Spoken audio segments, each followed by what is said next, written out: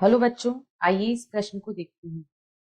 कोशिका पट्ट को कहते हैं विकल्प ए जर्मप्लास्ट, विकल्प बी फैग्मोप्लास्ट, विकल्प सी इडियोप्लास्ट या विकल्प डी मध्य पट्टिका। इस प्रश्न की जो मुख्य अवधारणा वह है फ्रेगमोप्लास्ट। यहाँ पर हम देखेंगे कि जो फ्रेगमोप्लास्ट है यह किस प्रकार की संरचना है और इसका क्या कार्य होता है। फ्रेगमोप्लास्ट जो होता है यह एक पादप कोशिका विशिष्ट संरचना होती है।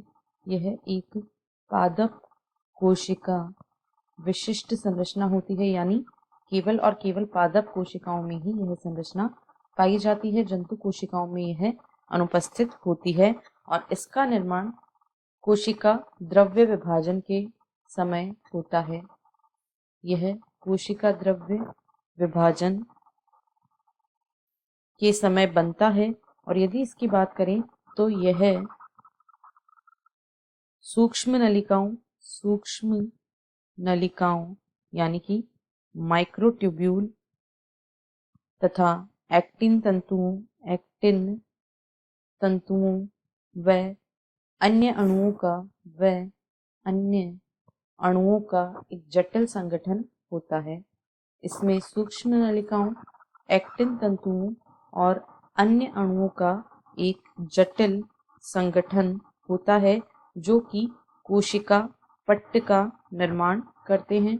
ये मिलकर कोशिका पट्ट का या सेल प्लेट का निर्माण करते हैं और इसी से बाद में जो कोशिका विभाजन के फलस्वरूप दो पुत्री कोशिकाएं बनती हैं, कोशिका विभाजन से जो दो पुत्री कोशिकाएं बनती हैं, इन कोशिकाओं की कोशिका भित्ति का निर्माण इसी के द्वारा होता है और इस विशिष्ट संरचना को फ्रेगमोप्लास्ट कहा जाता है।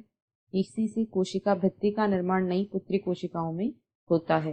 अतः यदि विकल्पों को देखें तो विकल्प बी इस प्रश्न का सही उत्तर है, क्योंकि कोशिका पट्ट को फ्रेगमोप्लास्ट कहा जाता है। इसे जर्मप्लाज्म एक जनन द्रव्य के संग्रहण को जर्मप्लाज्म कहा जाता है। और यदि मध्य पट्टिका की बात करें तो मध्य पट्टिका जो होती है यह दो कोशिका भित्तियों के बीच में एक जोड़ की भांति कार्य करती है। और इडियोप्लास्ट जो होता है, यदि हम इडियोप्लास्ट को देखें तो यह एक विशिष्ट प्रकार का लवक होता है। अतः ये तीनों ही गलत हैं और विकल्प बी इस प्रश्न का सही उत्तर है। आशा है आपको प्रश्न समझ आया होगा। धन्यवाद।